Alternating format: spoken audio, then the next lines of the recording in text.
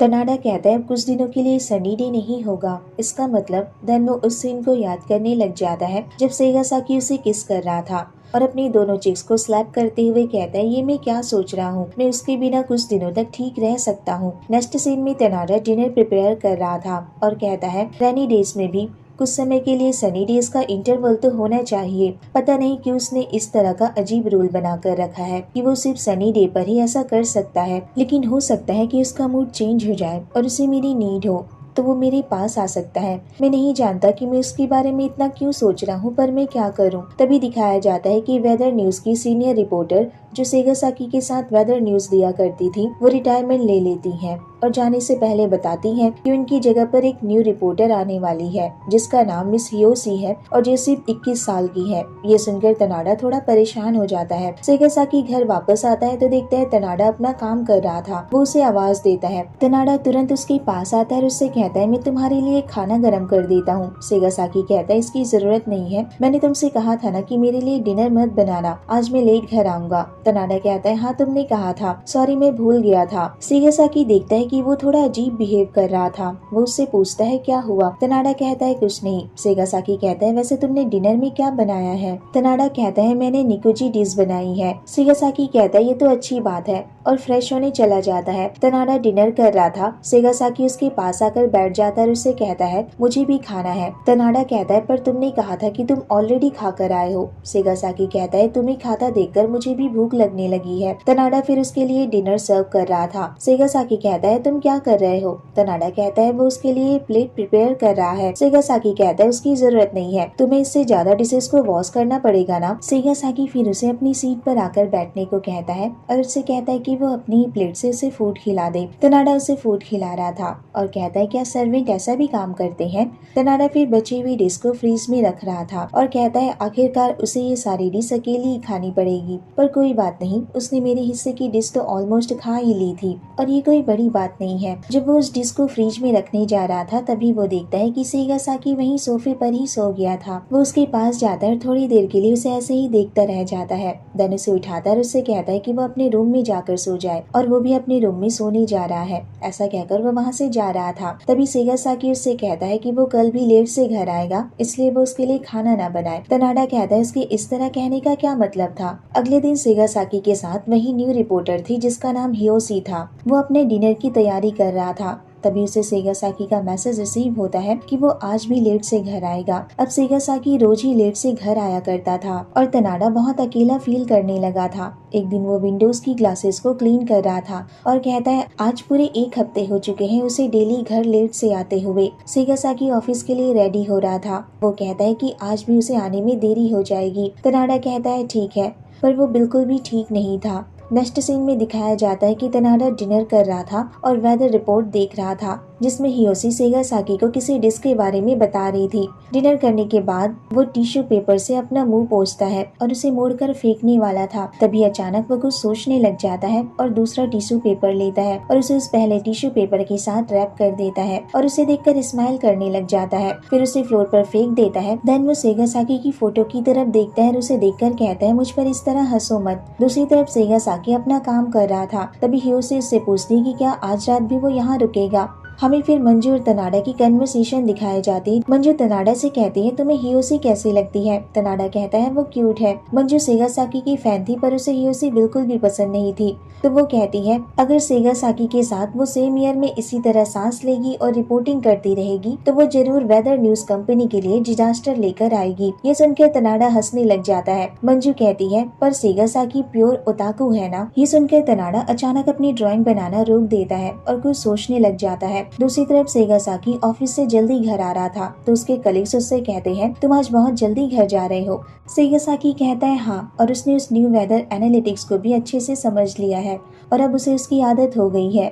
उसके सीनियर कहते हैं तुम तो बहुत लकी हो जो बहुत जल्दी समझ गए, हम बूढ़े लोग तो हार मानने वाले थे इवन मैनुअल रीड करने के बाद भी। सेगासाकी कहता है अभी भी बहुत से फंक्शन है जिसे उसे समझना है और अगर आप लोग इसे समझ जाते हैं तो इन टूल्स को हैंडल करना उतना मुश्किल नहीं है। ऐसा कहने के बाद वो वहाँ से जा रहा था। तभी उसके सीनियर कहते हैं कि आज वो हियोशी के लिए वेलकम पार्टी देना चाहते हैं तो क्या वो उनके साथ डिनर करना चाहेगा। सेगासाकी मना कर देता है और कहता है वो किसी के लिए इसलिए आज घर वापस जल्दी जा रहा है, ऐसा कहकर चला जाता है। हियोशी को ये सुनकर बुरा लगता है और उसके सीनियर कहते हैं शायद उसे कोई मिल गया है जो उसका घर पर वेट कर रहा है। सेगासाकी घर आता है और तनाडा को डिनर बनाने के लिए कहता है, पर तनाडा उसकी आवाज सुनकर भी अपने रूम से बाहर नहीं आता, तो वो उसके रूम में जाता है तो देखता है तनाडा की हालत बहुत बुरी थी। उसके रूम में उसका सारा सामान बिखरा पड़ा था और वो ड्रंक था। फिर तनाडा अपनी धीमी वॉइस में उससे कहता है, क्या तुम घर वापस आ गए? सेगासाकी कहता है हाँ, और उससे कहता है तुम ये सब क्या कर रहे हो, तुम्हारी ऐसा करने की हिम्मत कैसे हुई?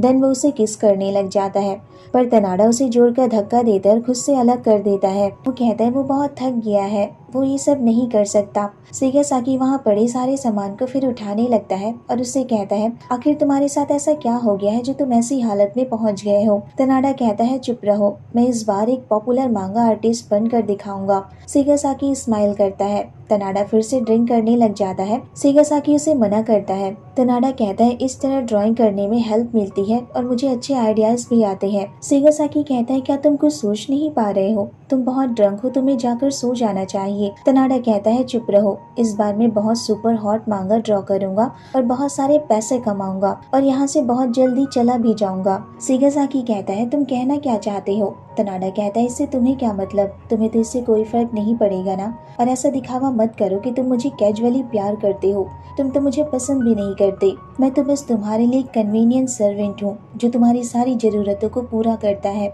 अगर तुम्हें ये सब इतना ही पसंद है तो तुम अपने उस बगल खड़े उस कास्टर के साथ ऐसा क्यों नहीं करते? यहाँ पर वो उस रिपोर्टर की बात कर रहा था। सेगासाकी कहता है ये तुम क्या कह रहे हो? तनाडा उस ड्राइंग को फाड़कर उसके ऊपर ही फेंक देता है और उससे कहता है जानते हो मैं कभी भी ऐसा नहीं मुस्कुराया, जब मैं तुम्हारे बारे में सोचता हूँ तब मैं मुस्कुराता हूँ। मैं थक चुका हूँ, मैं इस तरह तुम्हारे साथ नहीं रहना चाहता। सेगासाकी उस ड्राइंग को देखता है तो उसमें उसी की ड्राइंग बनी हुई थी। वो तनाडा के पास जाता है और उसके सर पर हाथ फेरते हुए कहता है तुम ड्रंक होते हो तो सच में बहुत बातें करते हो। तनाडा कहता है हम बारिश में क्यों नहीं कर सकते? ये सुनकर सेगासाकी को शौक लगता है। वो कहता है क्योंकि तुम्ही ने मना किया था जब तुम यहाँ पहली बार आए थे और हमने फर्स्ट टाइम किया था। फिर हमें वो सीन दिखाया जाता है जब दोनों बेड पर थे और बारिश हो रही थी। तनाडा कहता है मैं इन सीट्स का क्या करूं? ये सीट्स इतनी बारिश में कैसे सूखेंगी और हमारे पास तो सिर्फ एक ही सीट्स रह गई हैं। ये सुनकर सेगासाकी कहता है अब से हम सनी डे से एक दिन पहले किया करेंगे, इसलिए तुम रेडी रहना। सेगासाकी ऐसा इसलिए कहता है क्योंकि वो देख रहा था कि तनाडा सीट्स के ड्राई को लेकर बहुत परेशान था। यहाँ पर ये सीन खत्म हो जाता है। सेगासाकी उससे कहता है तो क्या तुम्हें अब लॉन्ड्री को लेकर कोई प्रॉब्लम नहीं है?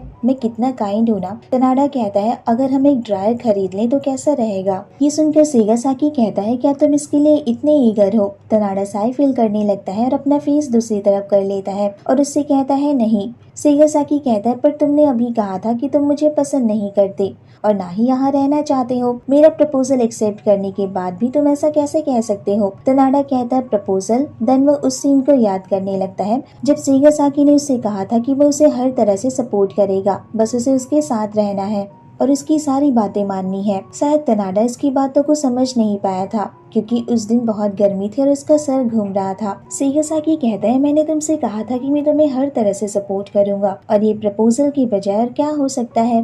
तनाडा सोचने लगता है क्या इस पर्सन ने मुझे सच में प्रपोज किया था? सेगासाकी कहता है तुम सच में इडियट हो और वहाँ से जाने लगता है, लेकिन तनाडा उसे रोक लेता है पर वो उससे कुछ नहीं कह पा रहा था। सेगासाकी उसके फोरहेड पर किस करता है, देन उसके नेक पर किस करने लगता है, लेकिन तनाडा एम्बैरेस फील कर रहा था और वो अपने फेस को कवर कर लेता है। सेगासाकी उससे कहता है तुम मुझसे नफरत करते हो ना? तनाडा कोई जवाब नहीं देता है पर वो मन में कह रहा था कि ये सच नहीं है। सेगासाकी कहता है जो कुछ भी हो। देन वो रूम से बाहर चला जाता है।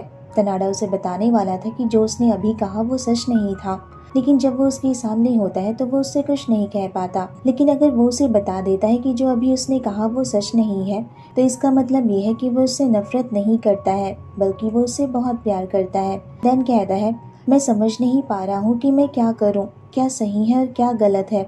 तो वो देखता है कि तनाडा अब भी अपने रूम से बाहर नहीं आया था। तभी अचानक उसकी नजर उस ड्राइंग पेपर पर जाती है जो वहाँ उसकी डोर के नीचे पड़ी हुई थी। वो उसे बिना कुछ कहे ऑफिस चला जाता है। दूसरी तरफ दिखाया जाता है कि तनाडा कल की बात को लेकर बहुत ज्यादा परेशान था और एम्बैरेस फील कर रहा था। और यहीं पर ये एपिसोड खत्म हो जाता है। तो कैसा लगा आपको ये एपिसोड, मुझे कमेंट में जरूर बताना। अगर वीडियो अच्छी लगी हो तो प्लीज वीडियो को लाइक, शेयर और मेरे चैनल को सब्सक्राइब करना मत भूलना। Thanks for watching. Bye bye, take care.